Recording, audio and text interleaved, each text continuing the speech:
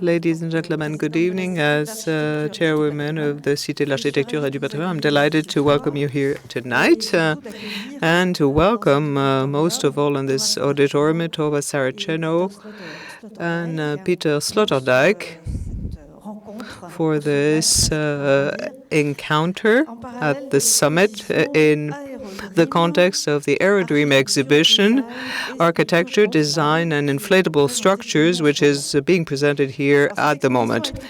This exhibition was designed by the Metz Georges Pompidou Center and by two curators, Frédéric Miguero and Valentina Moimas, and adapted at the city by Stéphanie Quentin. It is a very spectacular exhibition that is a cultural phenomenon around the inflatable structure in the 70s and in the 60s when architects, designers, creators of different horizons started looking at this new way of creating and of using this material, this medium, also as the source of new forms, for a new way of life, for a totally new approach to building in opposition with previous ways of building. But it wasn't only in the 60s and 70s that we have explored this path. It was renewed most recently. That's why the version of the exhibition being presented at the moment at the Cité is a modern extension of this research. This research is paradoxical because it announces a number of environmental concerns to build without touching the earth. And at the time of oil resources, it was broken by the oil crisis because of the fact that we had this oil problem. But it has also been interesting to new generation. I'd like to thank Thomas Saraceno, who has accepted to show two works. The membranes from Milano in 2012 and Fly with Iris and Pacha, which we're going to talk about later on.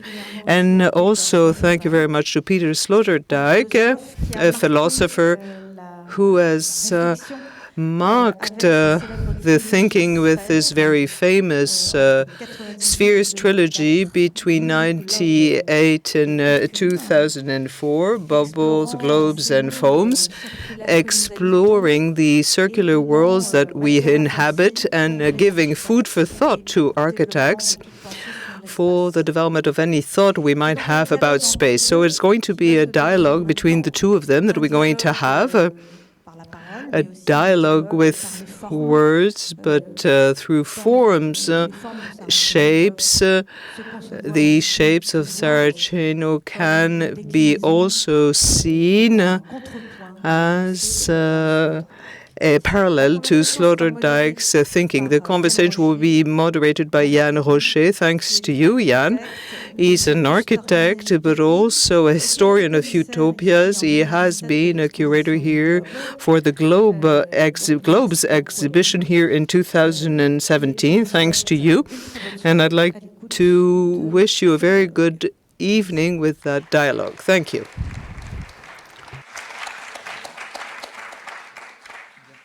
Good evening, everyone. Our country is supposed to be a hexagon, but our capital may be haunted by the sphere.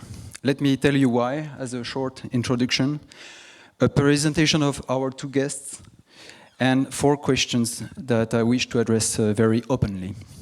In the first place, I would like to recall that during Revolution time, some architects were so inspired by the new hot air balloons and the Volomania that they started to design spherical architectures.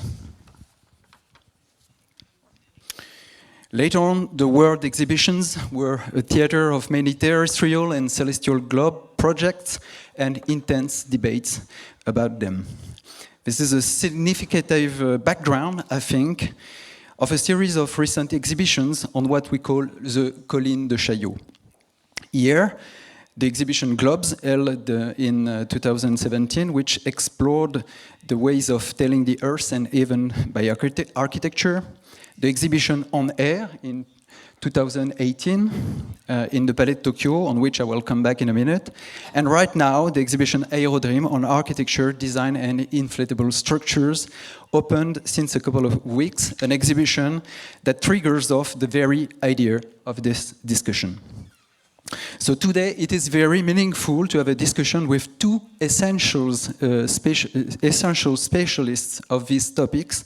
And I would like to thank Béatrice Sloterdijk, Olivier Manoni, the Saraceno Studio, Marilène Contal, Stéphanie Quentin, who made the discussion possible.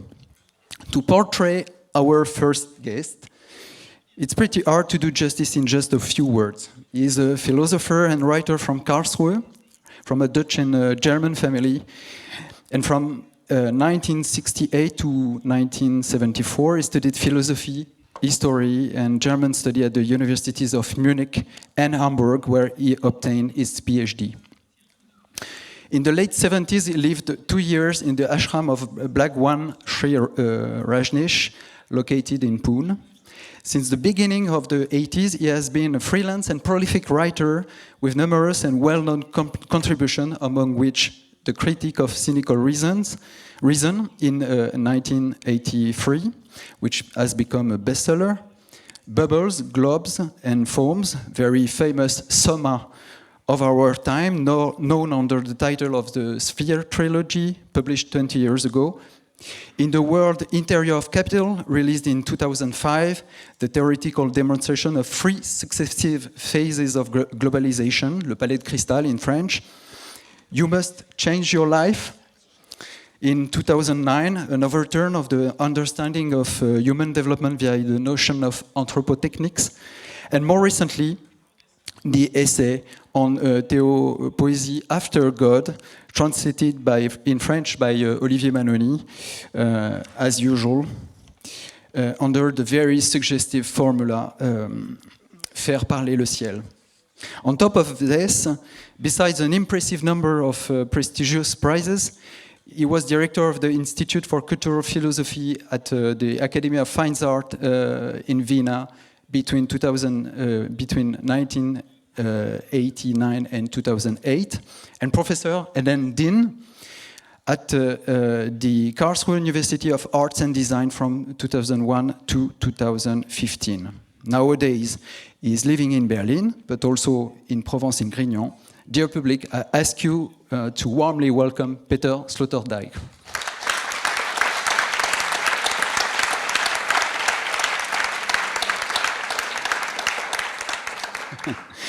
Let me introduce our second guest now. He's from an Argentinian and Italian family.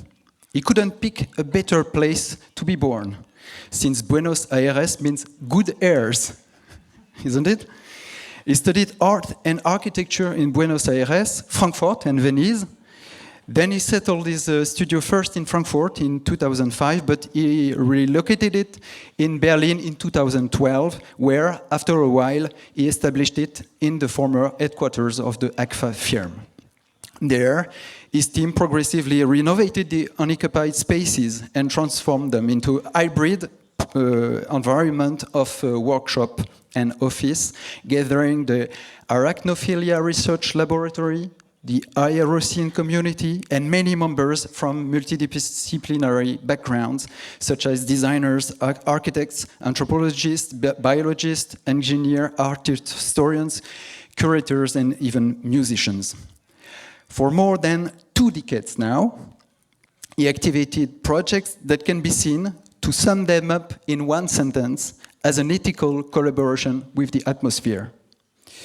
This approach may take the form of large immersive installations. The Poetic Cosmos of the Breath, for example, was an experimental multicolor solar dome showed in a park in the UK in 2007. In 2011, I was the witness of cloud cities hanged in the Hamburger Bahnhof of Berlin, where it stood out in the construction of spheres, nets, and webs. And a significant part of you may have seen the exhibition on air in Paris 3 years ago, particularly the improbable collaboration with spiders that introduced the show. Today, the studio is developing these works under the broader concept of Aeroscene. This time, I ask you to warmly welcome Thomas Saraceno.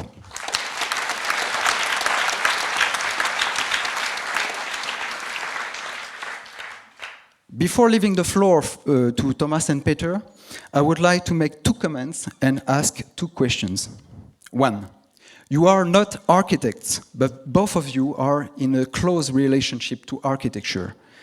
Peter Sloterdijk, for your numerous references to architecture in your demonstrations, your contribution to the theory of domes, for example, thanks to a sharp analysis of the Roman Pantheon, the Crystal Palace of London, as an emblem of the latest form of globalization, but also, on a more metaphorical level, the trilogy as a monumental construction itself.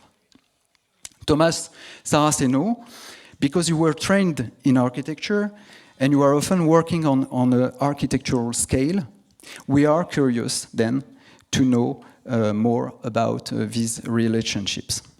The second comment is about the air. Now that the air and the act of breathing, because of the COVID, are no longer symbols of freedom. It's pretty obvious that the current situation finds a powerful light and a sort of anticipation in the thoughts of Peter Sloterdijk on the immune, for example, and also a strong resonance with the issue of access to clean air, to which Thomas Saraceno is highly sensitive. 3, architects have always dreamed of flying, defying the laws of gravity. They often try to free our architecture from gravity, as this 18th century balloon palace fantasy illustrates clearly. If many architects in the 70s designed light envelopes and inflatable systems in order to be with a certain recklessness in a close and a most sensual contact with the atmosphere, is it still possible today to dream of flying, to dream of lightness? In other words, what should we do with Bruno Latour's suggestion to land, to look down again and reconsider the ground, as the ecological responsibility seems to claim from us? And 4, next image. 60 years ago, a political party in Germany had the idea to express its program through an inflatable sphere rising from the ground in an image so distant from our worried times. If promoting the act of flying, going elsewhere, and playing with the spherical form of autonomy has become a moral problem, what should be the new forms of utopia? Is utopia, dear Thomas Saraceno, dear Peter Sloterdijk, still allowed in the age of Anthropocene?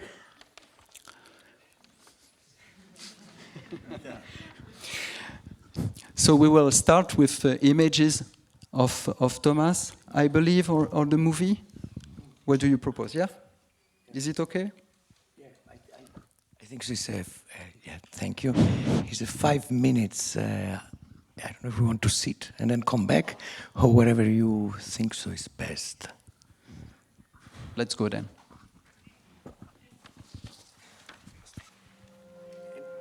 If we can switch off the lights, please.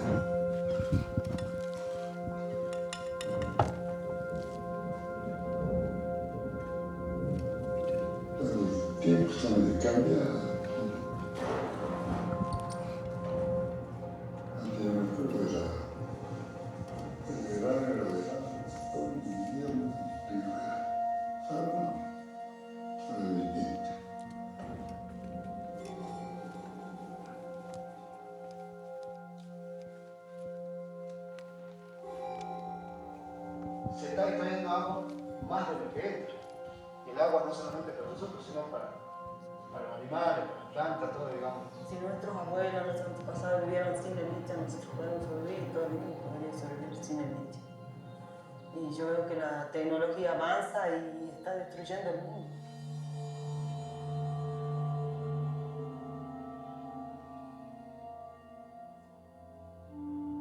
¿Qué es volar? ¿Qué es volar en el mundo de hoy? ¿Qué significa volar hoy, en 2020?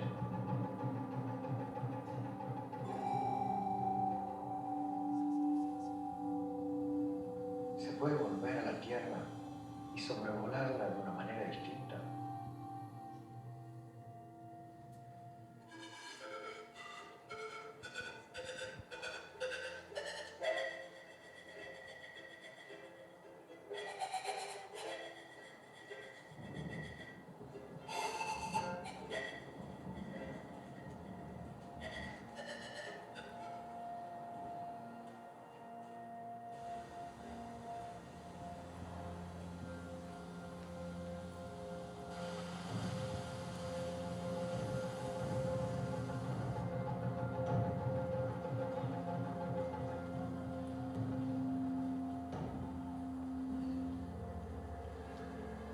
Only the sun and the air in peace, and the energy and solidarity, the envelope of the atmosphere was finding a way to the sky.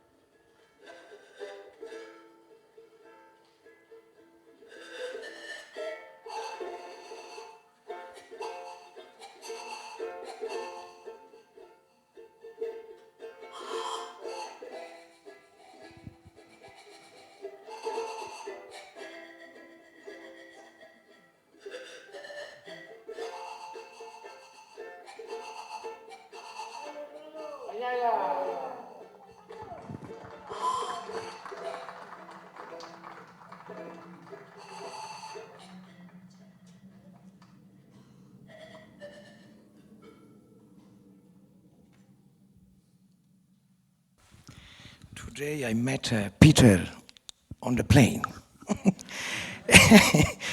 And then I was calculating a little bit what it take. Mostly in the context, Aerodream, I think so today the dream of flight is really become a nightmare, right? I think so. We feel quite guilty to a certain extent. And today, to come here by plane, if you want to put the slide, the next one, let me calculate it here. The flight distance what we did with Peter today was 902 kilometers, one person in an economy class. These have an impact of 212 kilograms of CO2, and usually there is a kind of a new standard, which is the climate compatible annual emission budget for one person is 1,500 kilograms. This means by coming up here, let's say I have consumed my annual budget of 15% of all the emission that I could produce in the atmosphere by certain standards, what the European Union suggested. If we go a bit deeper, let's say if we keep exactly with the relationship of the travel, every time that you cross the Atlantic by aeroplane, you reduce the lifespan of someone else in the planet by 2 years. This means I will go to New York or Argentina by the beginning of the year. Somewhere else on the planet will live 2 years shorter due to the emission that I produce while I cross the Atlantic. Carbon dioxide emissions of one American life causes the death of 2 other people somewhere else on the planet, according to the University of Tennessee professor John Nolt. And needless to say, what Rebecca Solnit have published at The Guardian, right? That in the first year of the pandemic, 1.6 million people have died out of the virus, while the bad quality of the air pollution have killed in 1 year 8.7 million. This means 5 times more annually in the world, people die out of the bad quality of the air. And what she argued, I think so, is quite right, that, yeah, we have found a solution for the virus, maybe with a type of injection, but yet not for the addiction that some part of humanity, not all, have a quite addicted on the way how they travel and move, which I'm part of. This means, and I can keep going because the battery is very low. The other thing which I think so is quite remarkable is what Harriet Washington is said in relationship to the state. The most important factor in deciding and deciding proximity to air pollution is not income but race. Harriet Washington noted that black families making between 50 and 60,000 a year are still profound more affected by pollution than white family making 10,000 per year. Poverty, well, segregation, it is not about income, but race, what it somehow segregate people in certain part of the city, which then are related to the way of breathing. And this means urbanism and architecture have a big role in deciding who also will be alive or dead to a certain extent, because they are in contact of bad quality of the air. I mean, I don't know, I keep going with a couple of things, but you tell me when interrupt or not. I've just come to my mind, you know, one of Would the you texts. like maybe explain what you said in relation to the film that for the public, because it's related, no? Well, Or the images? just very, very quickly, but you know, it's like Aerosyn is a community, it's people around the world, which we think maybe it's not about flying, but maybe about floating. And then it's something just to explain it very simple, you know, these are community, different parts around the world. You collect a lot of plastic bags, you tape them together, you let the sun coming out from the horizon, you warm the air inside this envelope, and then it float into the atmosphere. On the beautiful exhibition of Aerodream, still this is quite not present in the history of inflatable. This means Dominique Michaelis is not there, Graham Stephen is not well represented. He just wrote me an email because also there is a wrong historiographic conception of his contribution. And many, let's say, there were not so many more pioneers, I think so we were between 5 and 6 on history of humanity who really have tried to lift up a person in the air without the use of fossil fuel, without burning, right? In the country of the Brother Montgolfier, they burn to heat up the air which is inside this envelope, right? They burn leaves and fire, they warm it up. The big difference here is that we just let the sun burn, right? Very, very simple. And the very short movie that you saw at the beginning, 5 minutes, which is a movie of 37 minutes, was in Jujuy in Argentina, in the north. where there is a lot of political struggle for the exploitation of lithium, kind of this relationship. But basically, it was the first time that a human, in this case Leticia Marquez, have elevated herself into the air and come back safely, just only to use a little bit of a jargon and language who come from space. And we just received, like 2 months ago, 32 world record for the most sustainable flight in human history. I mean, when you go back to any type of flying, this was the best performance humanity have ever done. There have been a couple of people which will be beautiful to have in an exhibition. I floored also myself today reading again the book of Peter Sloterdijk. Very interesting to see, to discuss a couple of things. But it's not that we did it out of nothing, right? I broke my back into pieces. I have 2 operations in my back, and it took quite a while coming from here, which basically is like how you could build it. There are many museums around the world. People keep contributing. And very important, we don't use lithium and solar panel to warm the inside the air. I don't know if the idea was not to do a long introduction, but there are many images that I think so we can go back and forth and try to dive into what these communities produce in all the hackathon, and somehow then, it come to more kind of political engagements that, as you have seen in the movie, we kind of keep contributing and thinking. And then we can go also to other topics. Well, I think the public is more familiar with your spheres and nets projects. This engagement, is it from the beginning of your work, or is it recent, the constitution of the Aerocene concept? I don't know. Having here with Peter, maybe starting the belly of my mother in certain sphere or a certain time of aggregation. Really? Sorry? Really? Maybe. So? It might be, right? I think it's quite still striking, this idea,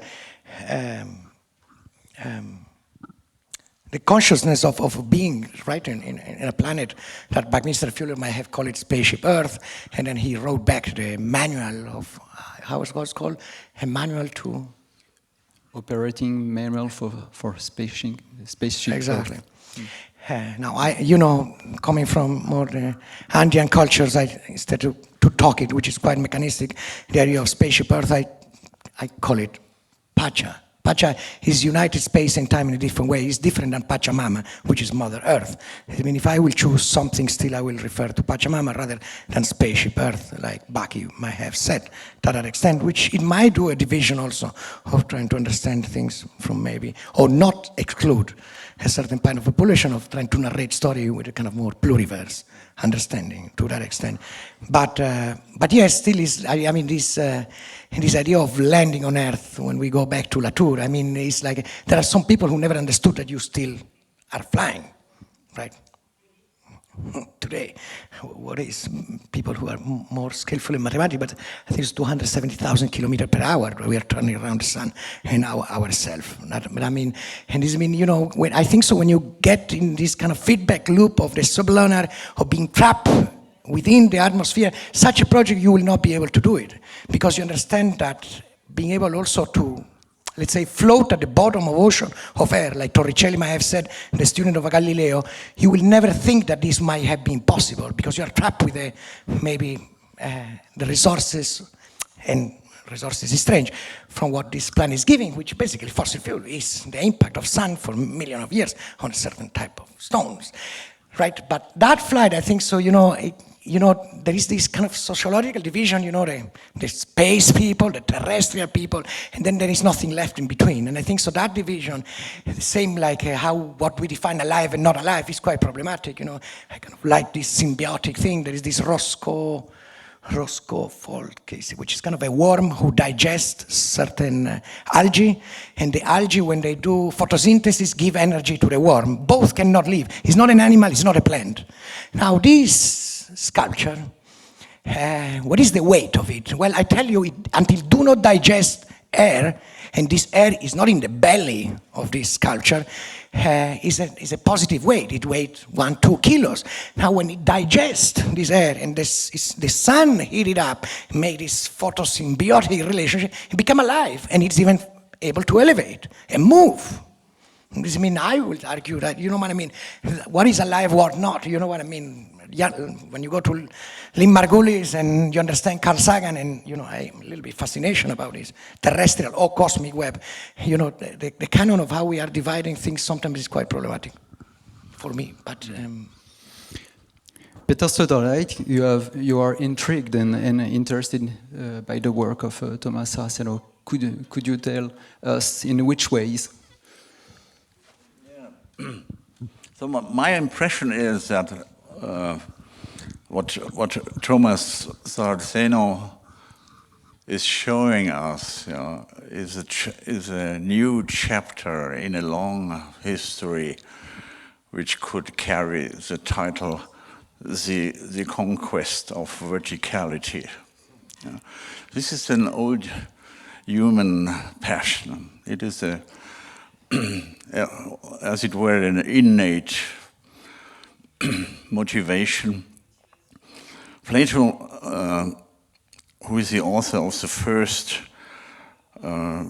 paradoxical theory of evolution, described the humans as the only beings that carry their heads in such a way that they can look up to the stars and look up to those things which are above them. Unfortunately, the female do not always have the head free for looking up to the stars, because they take care of the children. They look down, and for preparing food also, you rather look down, and so forth. So women are reborn as animals who have lost altogether the capacity for looking upwards, because they have their hands in a horizontal position and can no longer look upwards. And these animals go even further down until the realm of the reptiles and snakes, which are utterly unable to look upwards.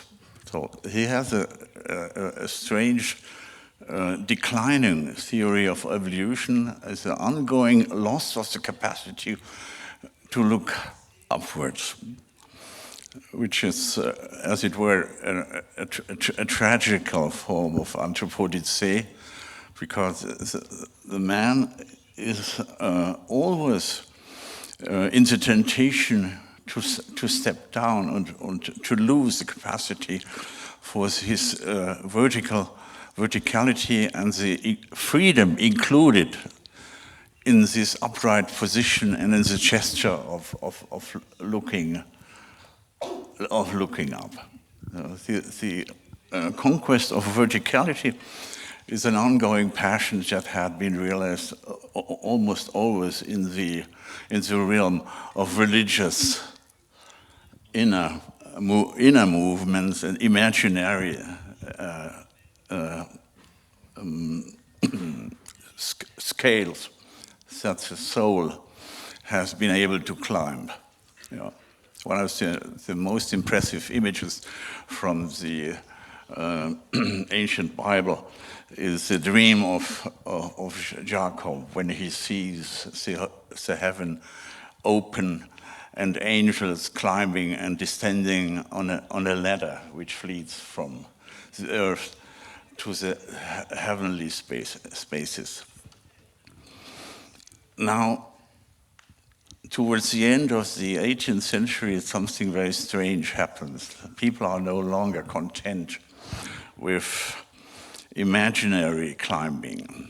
Well, at the same time, when the British started a new human passion, which we call alpinism, that means climbing up the mountains. In France, some engineers developed the fine idea to produce this effect, so hot air, in the difference with the weight of the surrounding air, should be able to carry human beings or other beings up into the sky. And this happened for the first time here in France, in one of the inner courts of Versailles. I think it was in 1783, in the presence of Marie Antoinette and the king and the biggest part of the court. They were present when the first aviators went up into the sky due to the technique of a montgolfier. And the first passengers were a goat, a dog, and a cock. And these three became national heroes and were granted national pensions afterward and were kept under privileged conditions in one of the stables of Versailles. And already 1 year later, a French physicist went up 3,000 meters in a balloon over the Champs-Élysées. Yeah.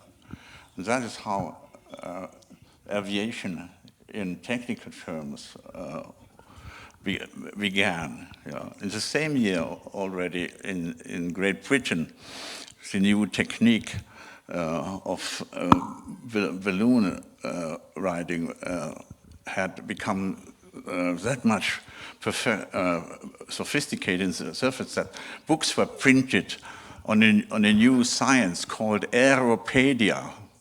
This is one book that appeared about 1785 already.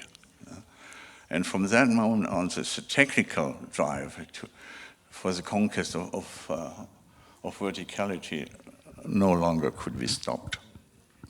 And finally, we arrive in something like the International Space Station, ISS, and its forerunner, the space station Mir,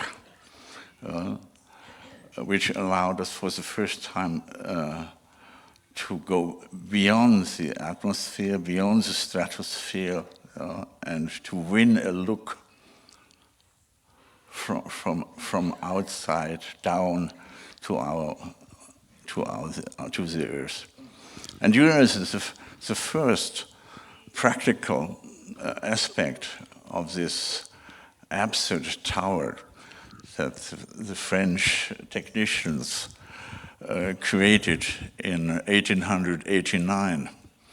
The famous Eiffel Tower, with its height of 312 meters in the original form, allowed people in large masses to have a look from above, as if they were on board of an airplane or a balloon down from above. And this fascination,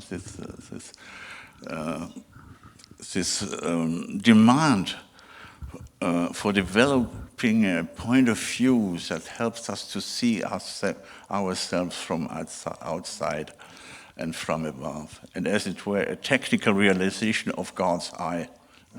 This is a deep demand that accompanies our history since 150 years, also on the technical level. Peter, all that samples, all the one you mentioned, from the Brahe Montgolfier, and then we can go 2,000 years ago from the Chinese, the first lanterns and all of that, the way that these objects got into the air is always by burning something. You can burn whatever you want, but it's not letting only burn the sun. I mean, the way of elevating, the Brandenburg Warfare, they were in the court, right? And they hit the air by making fire on the ground. And they warm up all the air which is inside, and then they let it go, and then it land. Then, subsequently, you get the burner in a normal hot air balloon. And it's called a hot air balloon. That is, usually, you fly with a burner. This means you keep burning, let's say, stuff on Earth. The difference with that, then you have helium balloons, hydrogen balloons. The helium balloons, and helium is becoming more rare and is product of fossil fuel extraction also.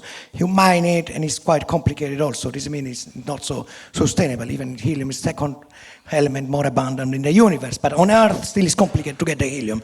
Now, this is a radical difference. It's not I invented, right? In the French museum, sometimes we call it a pif balloon, right? It was this long sausage made of polyethylene plastic bag that you can buy and flying. But it's radical different. We don't burn, or we don't, things which are on Earth. We just let the sun burn.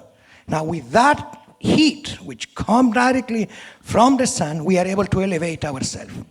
And we find another thermodynamic equilibrium, which is very different, is radical different.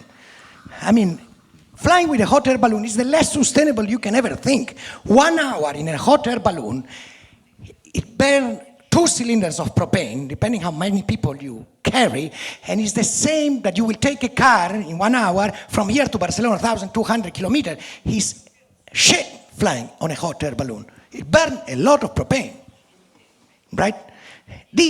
We don't burn nothing, right? Yes, we burn. The sun keep burning. Now, the French were quite sophisticated, and then it's the only space agency who, in the 70s and the 80s, and these are all experiments, right? Where is the burner, right? It's an open balloon also in the mouth. It's not closed, which is very different. I'm very interested to kind of dig in a little bit more sophistication because it's open, and there is something there which I kind of like it. Now, you see there is no burner. It's very, very different, but there's no fire down there. The fire is up there, right? If you keep in the sublunar, it's quite difficult to understand that. Now, what we will try to understand now is another concept, where space starts and ends, where gravity is still applied by the law of physics, that I like to take it only, the gravity stops when objects stop falling, which is the principle of Archimedes. Archimedes, wrote the principle how objects float in a fluid. But he got stuck only with the density of water. He never thought that we could float in the air. It's exactly the same principle. But he always talks about he knows how to float in water. Now, what we are talking here is that we learn how to float in the air. As simple as it is, without the need of any burning of fossil fuel, propane, gas, helium, or hydrogen, right? And find this thermodynamic equilibrium. This means if you think because Peter mentioned the ISS, the International Space Station, 400 kilometers. Usually the Kardam line is where space starts, where objects stop falling. They stop being attracted by gravity, right? At 100 kilometers. Was this a political negotiation? Because sometimes it was a bit higher, sometimes lower, sometimes higher. This means to find that 100 kilometers is something which is pretty much a discussion, let's put it that way. But what we argue, without objects, you stop falling, right? Now let's see what the French, did it. Let's see if I can manage quickly to get there.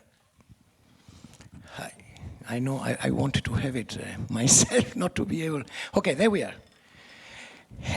In the 70s, they did CNES, the only space agency, and a very, very rare. They work on that. They developed a balloon which was able also with this heat from the sun to fly during the night. Let me see if I find it. There we are.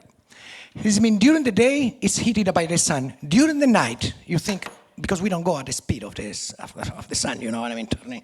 It means you go 32 kilometers, and during the night it's calmed down, up to 20 kilometers. There's infrared radiation. The Earth is a rock flying in space.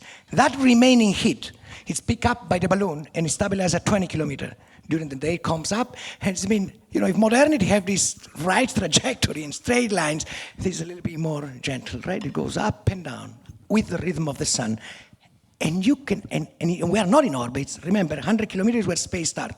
This you can, and honestly, if it's a good sunny day tomorrow, and that balloon, when I talk with the engineers which were there, unfortunately, this type of balloon, it stopped completely, do not exist anymore. They defunction the thing. It's a lot of political negotiation, who have the right to occupy certain airspace, because you lose track of the balloon sometimes. This means it's quite complicated, but the guy said it could be 3, 4, 5 years, non-stop. They make 3 times around the world, 20 days, and you make it around the world. And you are not in orbit, but you found this thermodynamic equilibrium. And you keep moving, like a satellite, whatever. But on Earth, and I think so, it's bringing down space once again to something which is different than what, the need of escape velocity to arrive to something, right?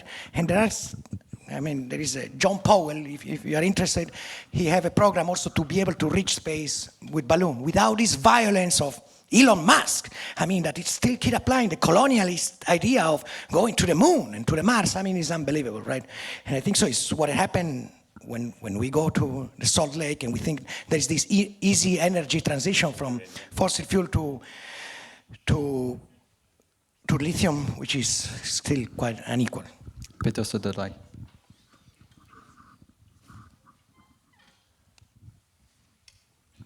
I have the feeling, Thomas, that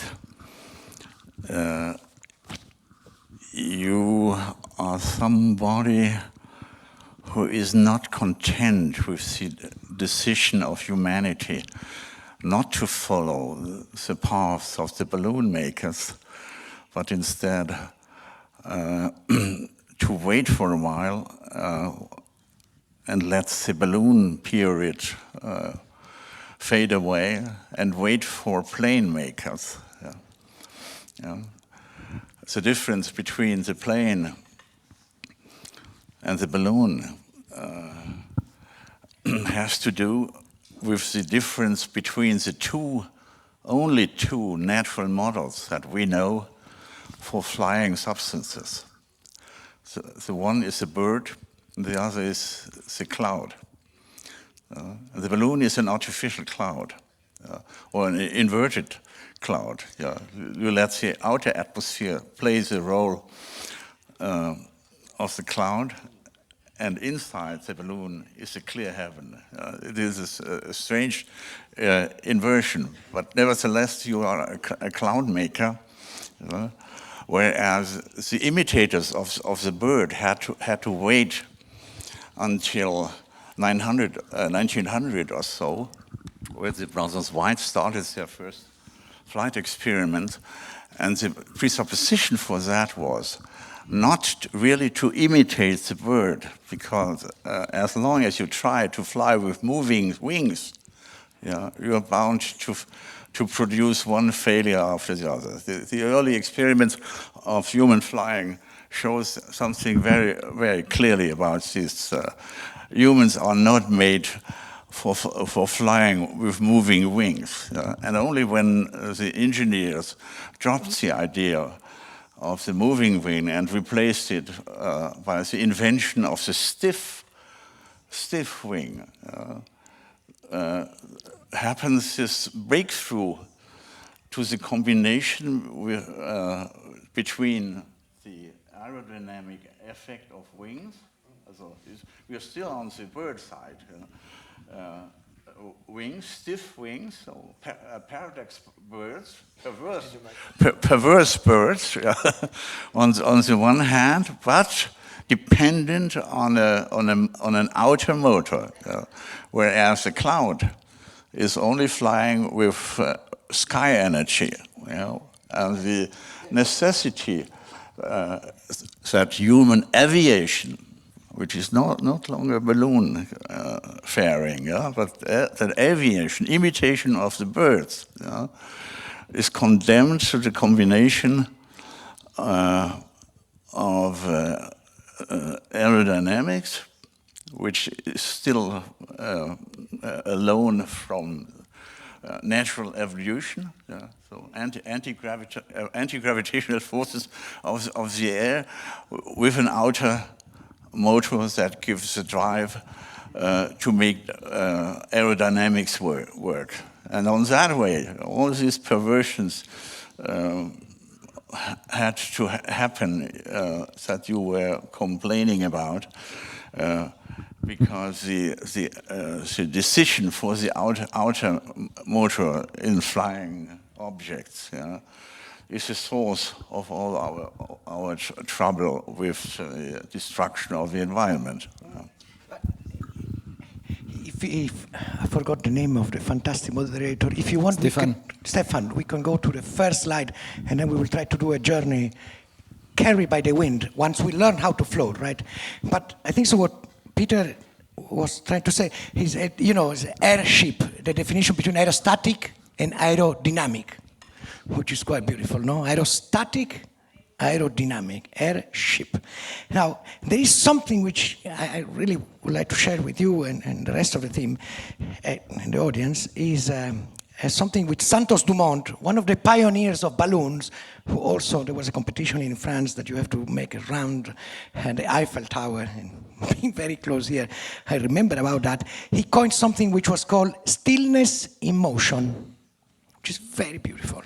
Let's imagine that me and Peter, we are in a gondola, right? Here, a gondola is the basket where a hot air balloon fly.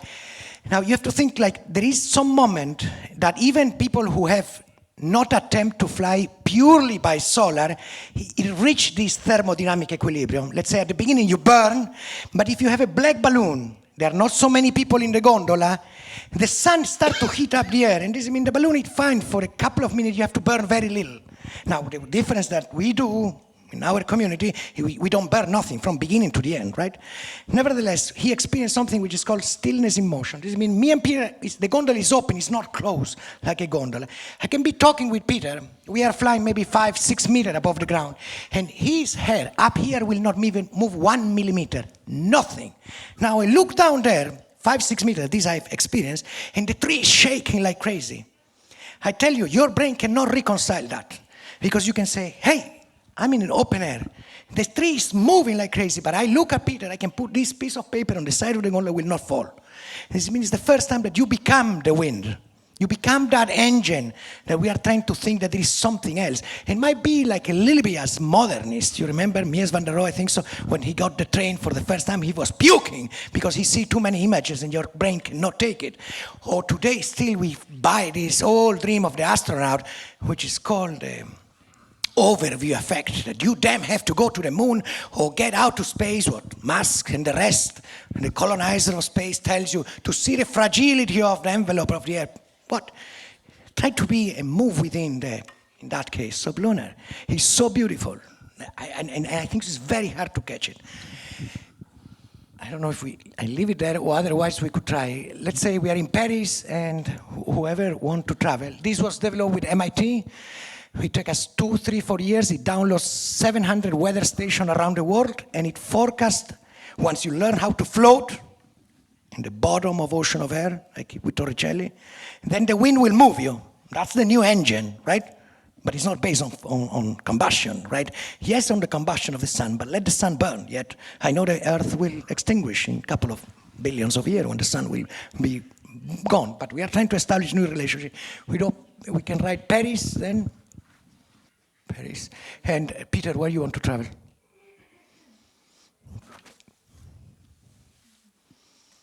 Where do you want to travel, Peter? No, you have to tell me. Back to Berlin? It will appear. Paris at the beginning, and you have to tell me where you want to travel. And I will tell you when is the best day that the wind will take you there. You've got to pick a destination.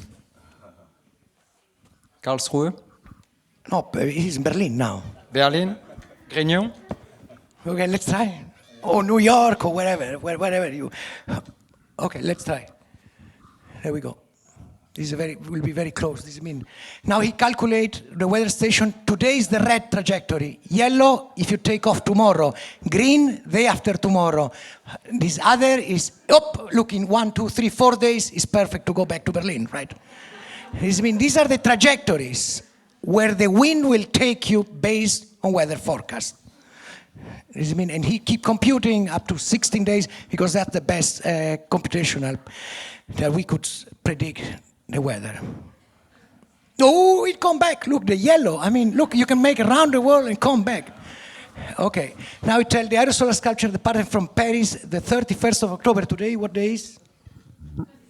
27, this mean a couple of days, 28, 29, 30, first 4 days, will arrive within 55 kilometers from Berlin in half a day. Not so bad. I mean, the time it take you to get into the airplane and burn the fossil fuel, we just said with Peter, this might be the same time. Traveling the same distance with a plane will burn 10,000 liters of kerosene by moving only with the wind and the sun. You have to save 0.0 tons of CO2 being emitted from the air. That's possible. And we are developing a new next generation of, we can call it balloon, sculpture, whatever. I think so balloon is a bit vulgar at the moment because it's like when it was invention of the car, you know what I mean? How many names of bicycle you know? You know, only bicycle, it's very sad. Now with a car, there is an electric car, there is a hybrid car, there's a diesel car, and with the balloon, it seems there is only one balloon because we have this very narrow mind frame. It's very difficult for people to understand that there is another type of balloon, right? But, you know, it's complicated. And when I say it's a solar balloon, they say, what is the solar panel and the battery? And I tell you, no, my friend, right? It's quite of an effort to move into that direction. But the wind took us. That's the engine we are thinking. It's the rotation of the Earth, that it produced some thermics and some winds who might be able to take us. And this means about drifting, right? Yeah, but you talk as if you would like to make the proposal that Columbus should be born in Buenos Aires. Or better, Magellan should start his trip around the world, which actually had commenced in Sevilla and took 3 years. And from his ships, only one, 5 ships, only one came back 3 years later in Sevilla also. But it was also an only air-driven experience. No question of kerosene and other unfair accelerating substances. Wind energy alone was responsible for something that we call the nautical globalization that took place from 1492, the year of Columbus' first trip, until the invention of steam-driven shipfaring techniques in the middle of the 19th century. That was the heroic period of wind-based globalization and wind-based air politics. And there are a lot of indicators that tell us that we are in front of a rediscovery of wind as a primary source of this time also technological improvements, and all your experiments. If we let the aesthetic aspect aside for the moment, which for me is at least as important as the technical side, because in your work there is a new approach to an aesthetics of chaotic complexity. Look at these at the lines, at the drift lines of your balloons. They belong to a totally different form of mathematics, which is closer to chaos theory than to classical arithmetics. I hope so. The comparison with Columbus is You know what I mean? We're trying to decolonize the earth from particulate matter. You know what I mean? We are trying to really move out from that's the idea of conquer, right? All the narrative that I was saying that still is applied so much in relation with space that everybody's used. No, we go and conquer Mars and the Moon, and this is or we colonize Mars and the Moon. This I think so. We hope so with what Aerosyn proposed, with the community, with the way we work. I think so. It's quite radical different. Now, needless to say that many people at the beginning, when they see that type of things, which I'm saying I did not invent it, I'm just carrying an idea that, as Peter said, yes, when he said, well, he's like sailing, yes, absolutely, but not on the water, right? And in sailing, you can still go against the wind. When you are in a hot air balloon, just lifted by the sun, it's very difficult to move as the sailing boat. This is why I kind of like the idea still, the airship, right? The ship of the air, but in this case, really thermodynamic exchange. What I wanted to say, it seems that still, when I present the project many times, it seems like, he's a techno-fix, right? He's something that certain relationships, certain technology, it will help you to change the way maybe we fly. And I think so because still we are in this paradigm of speed, of the modern, of the way we move. It's kind of very useless. I mean, I tell you, in the moment that somebody will be able to move in such a balloons, there should be kind of radical change that, it will be kind of hands in hands of the rhythms that maybe the planet is asking to move, right? And it's really like I think it's the easiest technology you can ever imagine. You can collect plastic bags and you can get up to a certain extent. But because we have really another speed, another way to move, another way to think, that technology will never be developed. It seems like it needs this kind of socio-political kind of move towards being able to embrace something which have been there maybe for quite a bit, but we don't even see it in front of us. We don't even see that a person, even an artist with very little understanding of physics and mathematics, we can make a more sustainable flight in human history, right? And enter in the history of books of aviation that I never expected, right? As simple as it is. But, the question is why, and I don't know. And maybe what you are proposing is a new version of the situationist concept psychogeographic drifting of the derive. But the derive, the drift, as we would say in English or German, is a kind of movement which is not an inner directed or will-driven movement. But to play with the circumstances, I wonder if I could stay very long on board of a spaceship of your kind. You should have tons of tequila on board. Remember the blue balloon, who made some strange loops over Russia. Yeah. Yes. It's yes. On this flight. Yeah. Is. But this is. Yeah. It's not only joking, because there was a deep relationship between situationism and a French anarchistic way of alcoholism. Interesting. This is one of the not so hidden secrets of the situationist movement. No, but there is something with Bronislaw, a good friend of Latour.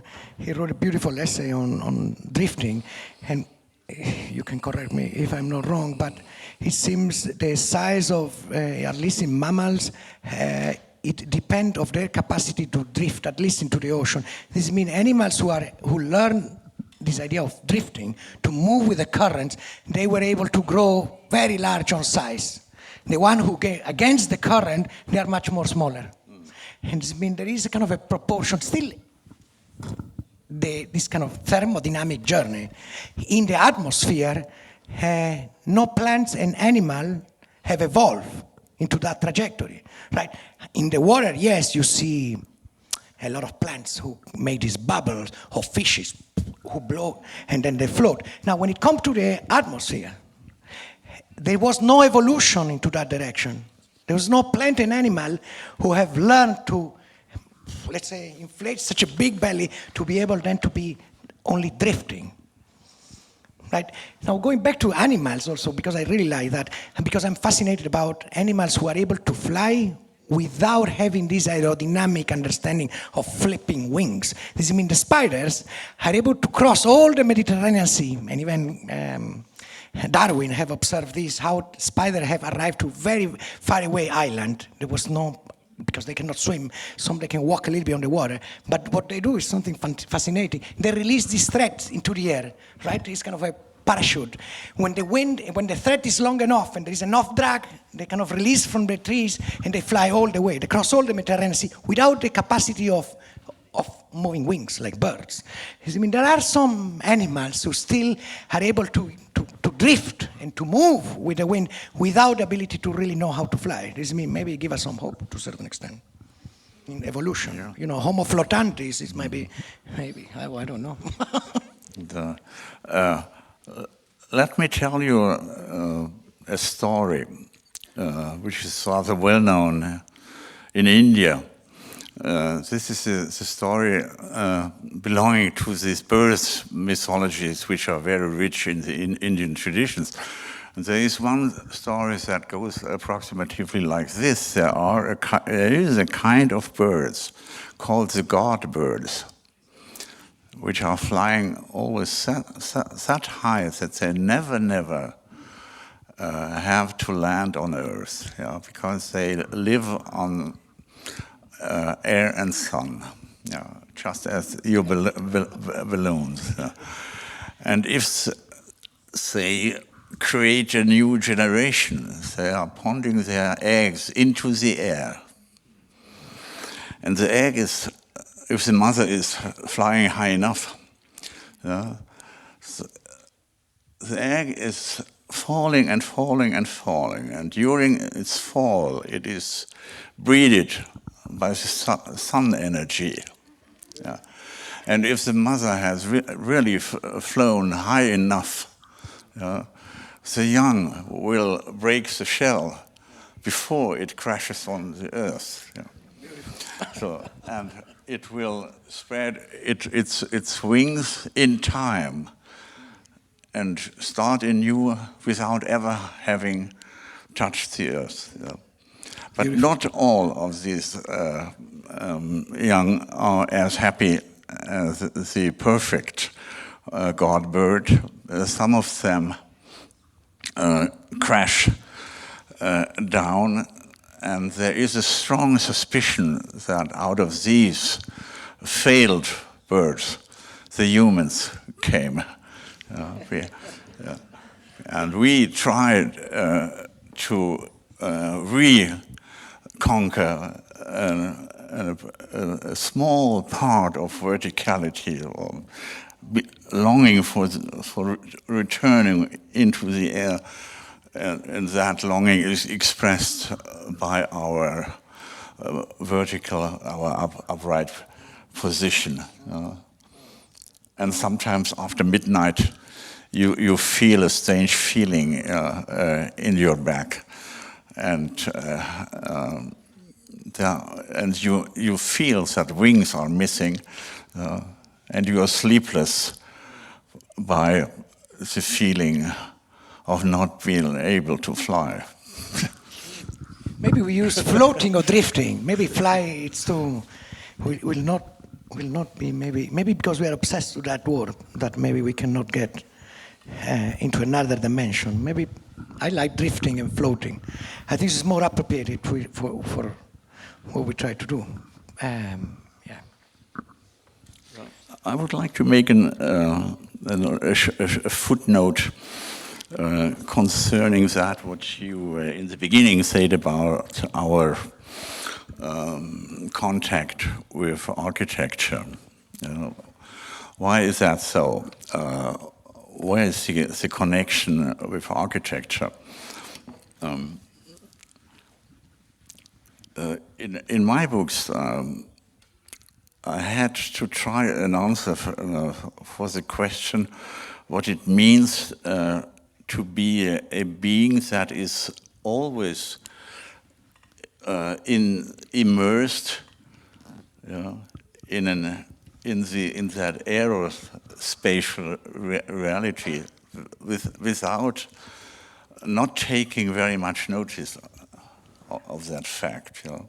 There are poetic descriptions of the human condition, saying that we are animals living on the ground of an ocean of air, which is a nice and poetical approach to what traditionally is called the conditio humana. You know? We are, as it were, drowned in an ocean of air, and because there is no real drowning in this air, because it does not provide the occasion for suffocation. You know? You go on breathing, and you say that what Gottfried Herder has called a disciple of the air. There's a very nice thing. I brought this book in which the first theory of the humans as aerospace creatures has been written down.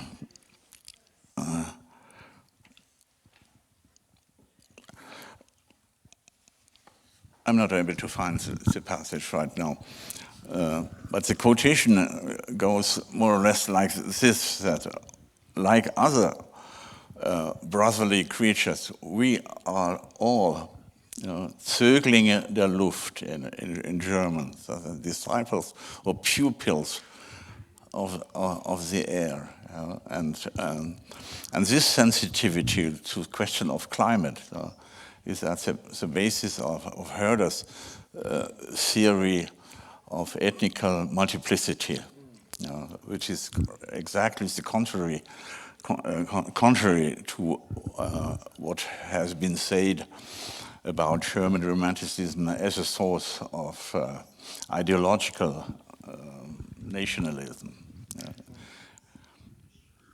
One of the interesting points of my globe theory, and especially of the foam theory, is that is a chapter on the space station. The space station is something extraordinary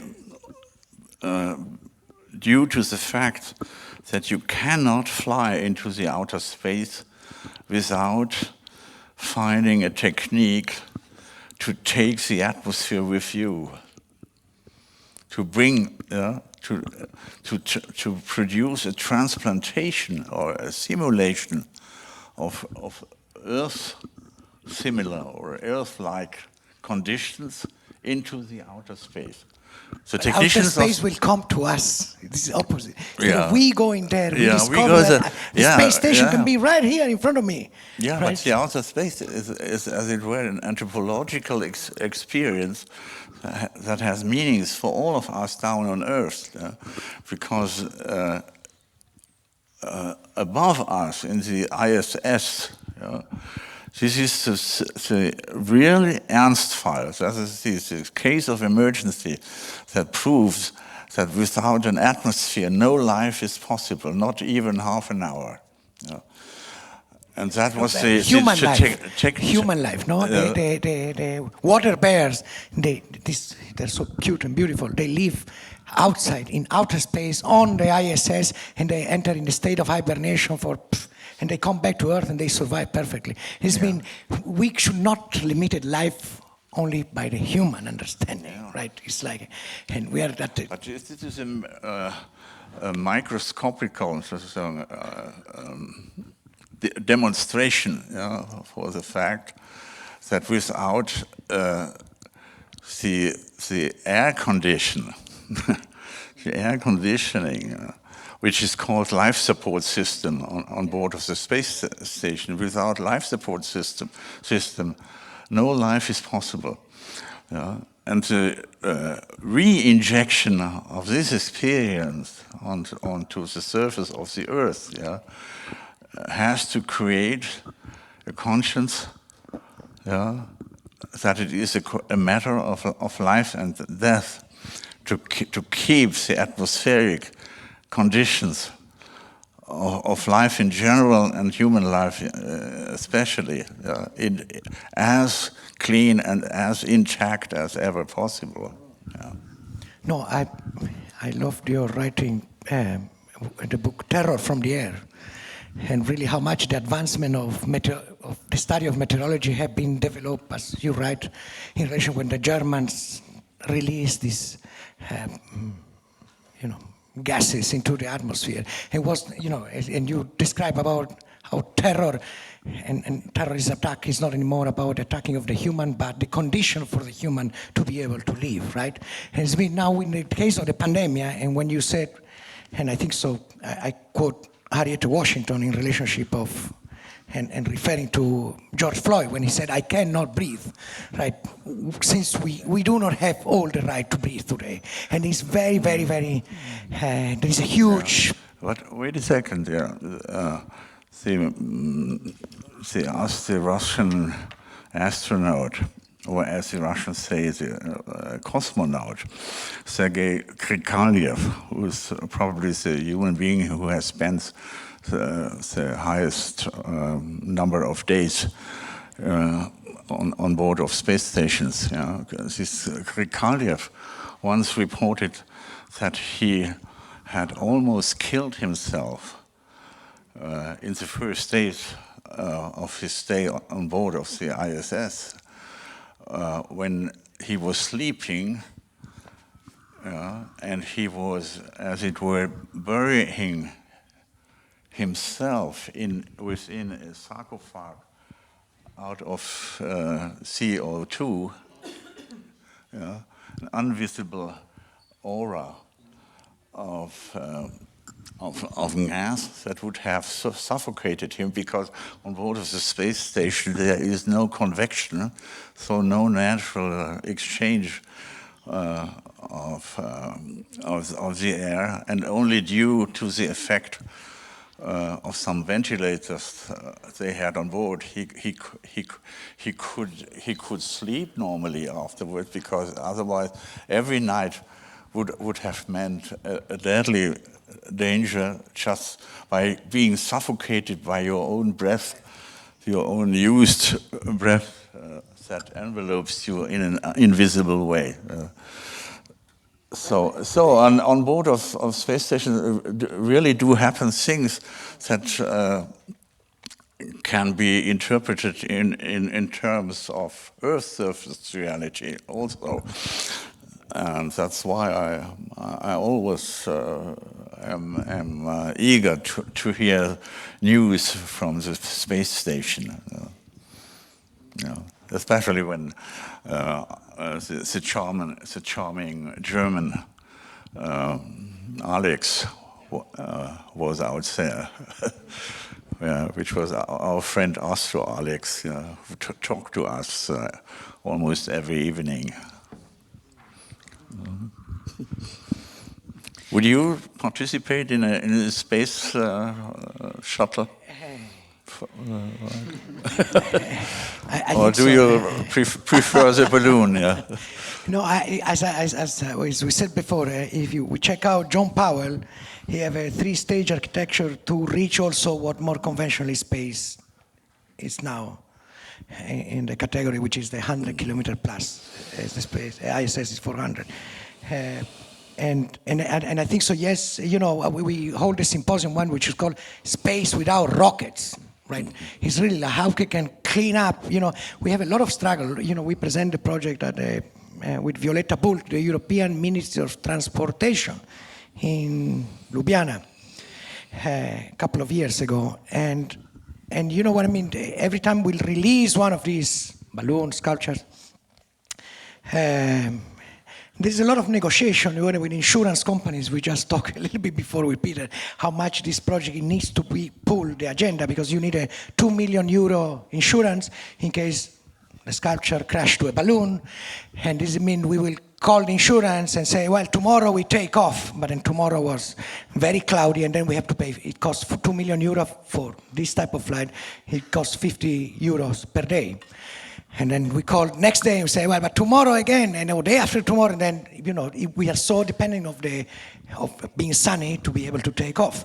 And it's been insurance one moment say, I don't have any kind of space agency or balloon or rocket or whatever who pays so many days and then so little he's able to take off. Until then we make a negotiation with Allianz, and now we have a kind of extended the type of insurance for solar flight, and we pay only for 2 months it cover, and then only we pay when we fly. I mean, and there is a lot of litigation about who have the right to occupy certain, let's say, bandwidth or airspace, because it's quite occupied by fossil fuel regime. And when we also do these travels around the world, there is a lot of corridors of routes that somehow are, and then with the now development of drones have been also much more complicated for our community to be able to, let's say, decolonize the air or free the air from particular matter, from all the kind of the deathly. And this is why I'm curious about, how we can hold responsible to a certain extent about, the Germans were releasing the gas in that things, and the atmospheric and the meteorology was releasing. But today we are in the same state of wars to a certain extent, of this particle being emitted into the air, and knowing that, as we said before, 8.7 million people die every year. If you combine malaria, cigarettes, and I don't know, is the deadly, let's say, cause of mortality is one of the biggest death cause of mortality. And we know exactly how to stop it, but we don't do much. At that point, I suggest that we take some questions from the public and develop the discussion with the public. Is there any questions among you? I keep in mind a very nice idea of a new chapter, a non-burning era, in a software negotiation with nature, and even maybe a smart and active collaboration with nature without domination, being pupils of the air, and also the challenge of inventing a natural space shuttle. Is there any question in the public? Feel free to ask to Peter Sloterdijk and Thomas Saraceno, please.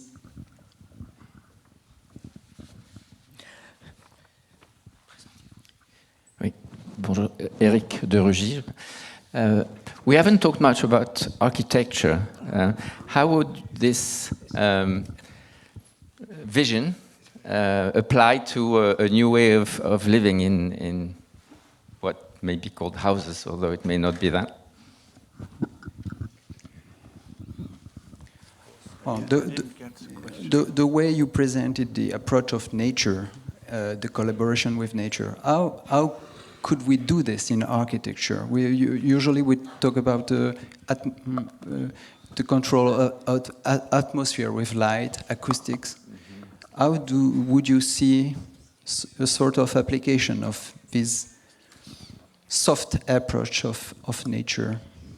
I love Rudolfsky. He wrote this beautiful book, an exhibition at MoMA, which was Architecture Without Architects. I think so.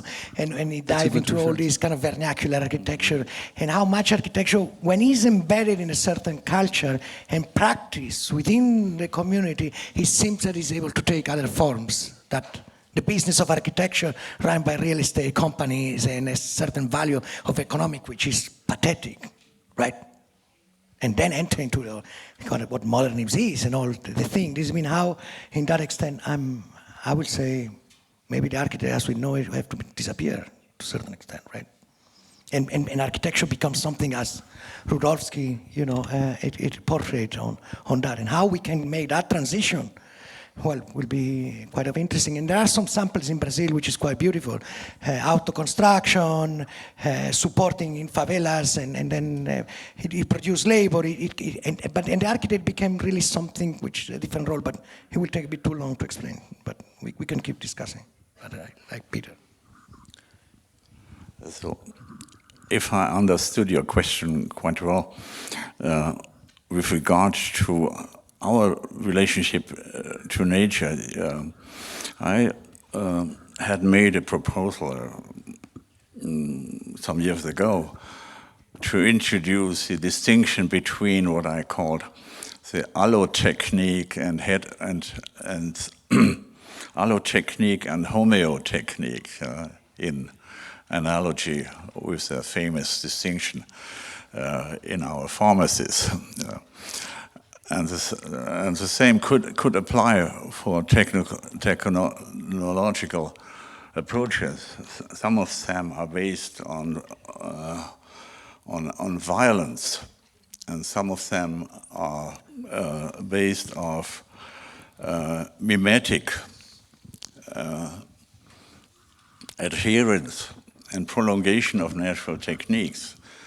And I suppose that the new era, especially of green technology, will follow the second path. That means the homeotechnological way, while the allotechnical will has to be marginalized as soon as possible due to the openly visible destructive consequences of its measureless application. Yeah. But the relationship of human beings with nature cannot really be symbiotic, because humans are not really parts of nature. They are separated from nature. There's some things that anthropologists and historians of civilization call the hiatus. There is a kind of break or a visible distance, and human beings would not look like they look if they were really symbiotic with nature, because we do not adapt to outer circumstances or environments by physical adaptation, because we are distance animals, and that is why humans have become beautiful, dangerously beautiful. Yeah, but and that is once again Herder, who says not only we are die ersten Freigelassenen der Schöpfung, the first ones to be liberated within the creation, but also disciples of the air und sagt Zärtlinge der Natur. So living beings that are naturally also exposed to what French call gâterie, so they sind verwöhnt, so, they live on indulgences, and this makes it impossible to preach the return to nature in a symbiotic way. As distance animals, we have to take in account that we have fallen out of the womb of nature, but we can try to fly on balloons and imitate clouds rather than flying with these artificial devil's instruments, which we call planes and rockets. No, but Peter, you could give us samples also about other cultures who still do not see the separation of nature and humans as such, right? I mean, with the community we have been working in North Argentina, in the really, They talk with the animals, they talk with the plants. The cousins are not limited to human family. And this means they have a really kind of different cosmo-vision that somehow certain cultures, and maybe the more predominant, and Peter can talk much better than me, but I think so there is not such a division as sometimes Western European understanding of the human exceptionalism as such. And I think so humanity today, it suffers a lot the consequence. And it's not only animals and plants that enter in extinction, but also this culture which exactly do not make the separation between humans. No, let's not forget that only 20% of my biological composition is different from other mammals. We are equally about 80%. I mean, you know, it's like, for me, it's a re-question again what humans are, and maybe we have to reimagine humanity, and I'm very worried that certain other forms of knowing what humans could be are really threatened today. We see it in Brazil, we see it in the Amazonians, and we see what zoonosis disease is producing when the displacement of certain type of culture, knowledge, and form of lives are displaced. Then there's kind of these jumps, right? But yeah, I mean, I would love to think that there are other relationships also. Thank you, Thomas. Thank you, Peter. My guests are tired, so it's the time for the conclusion. It's the final word. Thank you, both of you. Thank you, Thomas Saraceno. Thank you, Peter Sloterdijk.